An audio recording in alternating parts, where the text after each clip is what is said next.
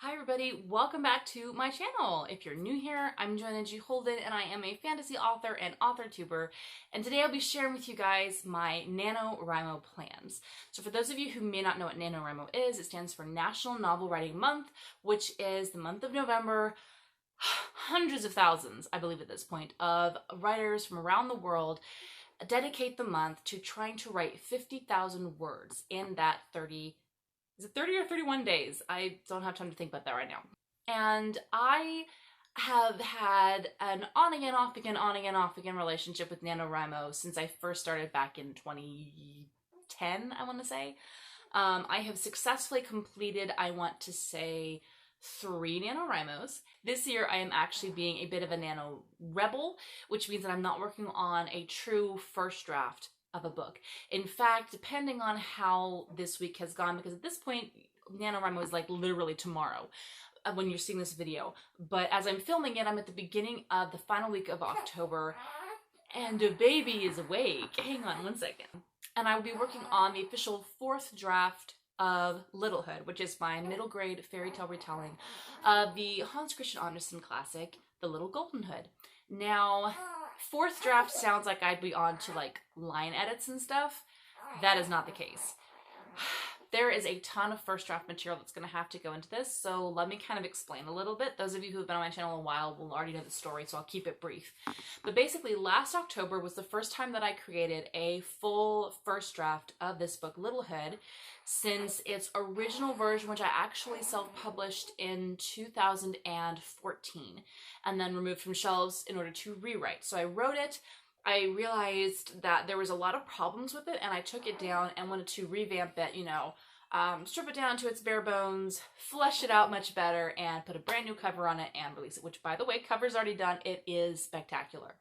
But I wrote the first draft in October of last year, and it was so bad that I printed it off and I threw the printed off copy away like a couple of weeks later. I have not read through that draft since, other than to occasionally pick out a little bit of information from the document, like not even straight off transferring words, just information from the document. It was that bad.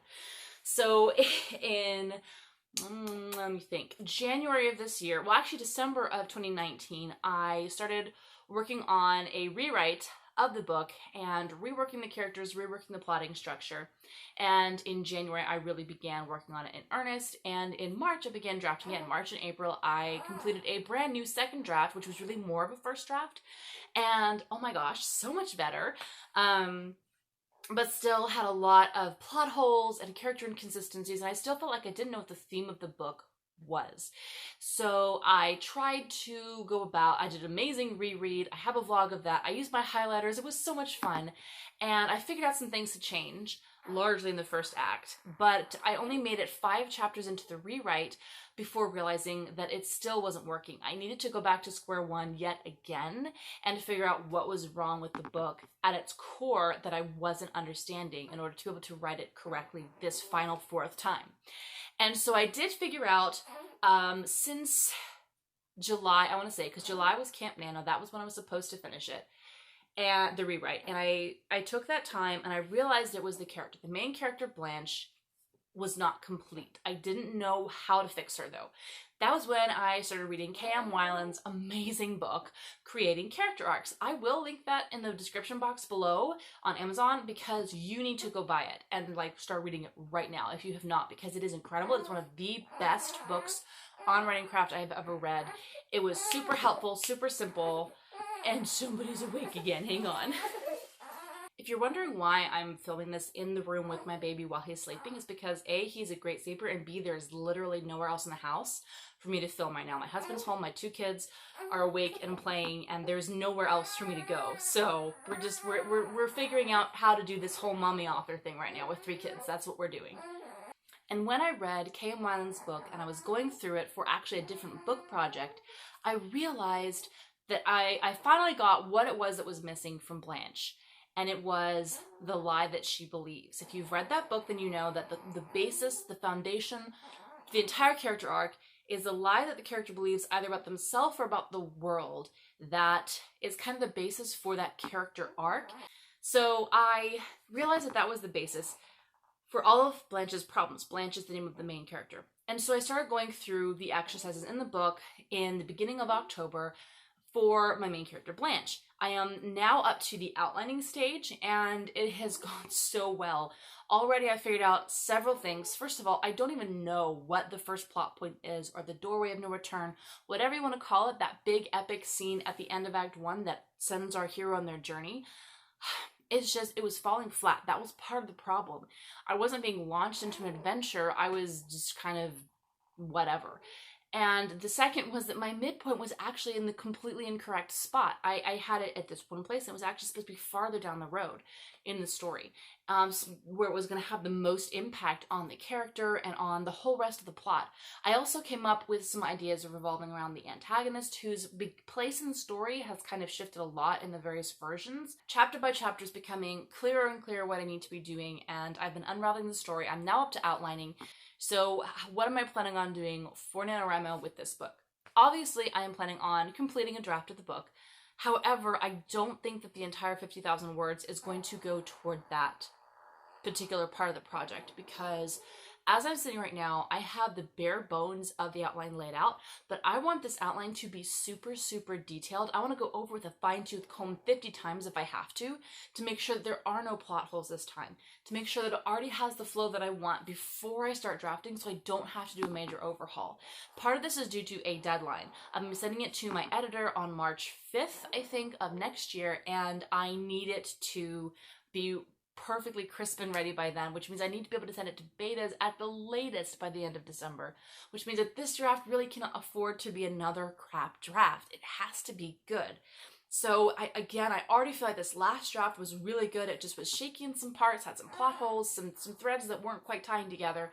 And now that I have this information about the main character and how it's going to affect the rest of the story, I feel like I have a much better chance of writing a draft that within one rewrite will be ready to go to beta readers. And I will, of course, be forewarning them that it's mostly for developmental, nothing to do with the grammar, the choice of words, any of that stuff, because it's not going to be ready for that kind of an edit yet.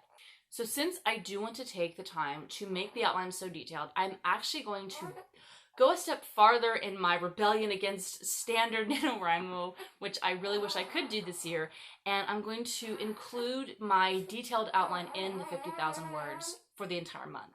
Now this gets us down to how am I going to fit in all those words with a baby, with 2 children, and a husband who, because of the cold and rainy weather, may have to stay home more often than not. Yeah, let's talk about how I'm getting this done. So the first thing is I will not be working Saturdays and Sundays. I pretty much never do, just by default, because that's when my husband's home, and so I almost never work when he's home, except maybe sometimes during the week at night. But I prefer to keep Saturdays and Sundays for family time, and Sunday is my day of worship. It's my rest day where I really try to recenter for the rest of the week. So those days are kind of off limits. So that leaves 5 days of the week in those 4 weeks. And then of course we have to add in that Thanksgiving is in the middle of all this.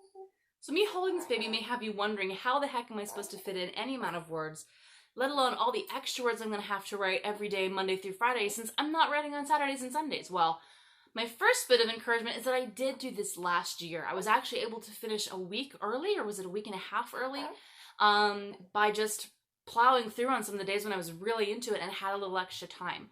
So the number one thing I'm going to do for sure is I am planning on asking for help this month with the kiddos. The other thing that I'm planning on doing is fitting in my word count for the days Monday through Friday at 2,400 words. That sounds like a lot, and it is. It usually takes me 3 or more writing sessions to get those in, but if you see my writing routine video, then you also know that I really tend to sit and write for a good hour to 2 hours at a time. That's the easiest for me, because once I get into the story, it's really distracting to try and like fit in multiple writing sessions. Like I will do writing sprints sometimes, but usually just to get me into the flow of the story. Once I'm into the flow of the story, I try to just write until the scene writes itself out. So my not word count goal would be to get like a scene a day done, or more, but really usually for a writing session, I try to get a full scene finished. And the other thing that I'm planning on doing to help fit all the 2,400 words in for those Monday through Fridays is to write twice a day, once in the afternoon during nap times and quiet time for the girls, and once in the evening. And my hope is to be able to fit in 1.5 to 2 hours in the afternoon and 1 full solid hour in the evenings, with occasionally writing a little bit more than that in the evenings, depending on how the rest of the week has gone. This will allow me some time with my husband after I'm done writing. We can still hang out together, which is what we usually do in the evenings. We just kind of hang out, watch some TV, just chill together. And that'll still give me some time to do that while also getting in those 2,400 words. So, and again, I will be asking for help. I will be seeking out my favorite babysitters and bribing them with dinners and things of that nature. Whatever I can do, maybe even money if I get desperate. But my plan will be to have someone to help me with the kids 1 afternoon a week, which means that I may not be fully away from it. Like, it may be bringing in an older cousin, because I have some older cousins who like to help out, like be mommy helpers. Having one of them come over in an afternoon and just play on the playground with the girls so that I can sit at a picnic table and write pretty undistracted, because there's a responsible older child there. And by older child, I mean like teenager. So things like that. It won't necessarily be like I have the whole day to myself kind of thing. It would be like here and there that can fit in a few hours of uninterrupted writing time. So those are my goals. Those are my plans. I feel really excited and honestly really confident, oddly, since I haven't had a full week worth of writing yet, but somehow I feel like this is going to be my month to get back into it. We're going to see. And I would like to do weekly vlogs like I did last year, because those were super inspiring for me. Like, I will go back and watch those vlogs now just to be re-inspired that yes, I can write books. I can still write every day. It's okay. I can do this. And they're so much fun to make, and then record at the end of the week, just go through and edit and say, yes, I actually did this and it was working. So I will be planning on updating you guys with vlogs every week, which means I probably won't be doing any other kind of video, but I'm cool with that since these are more fun to make anyways. All the sitting down and talking are fun, especially with a cute little baby on hand. Anyways, that is all from me today. I hope that you enjoyed this video. If you did, be sure to click the like button and consider subscribing on the way out if you haven't already. I do post writing videos, largely vlogs, but a lot of fantasy and series writing tips and tricks and things that I'm learning in the writing process.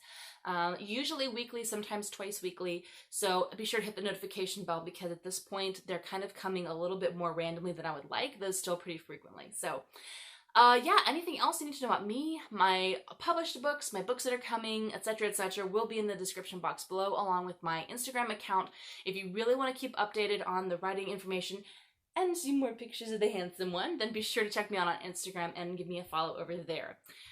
That is it. I love you all so much. I hope you have an amazing rest of the weekend writing, and I'll see you guys in my next video. Bye!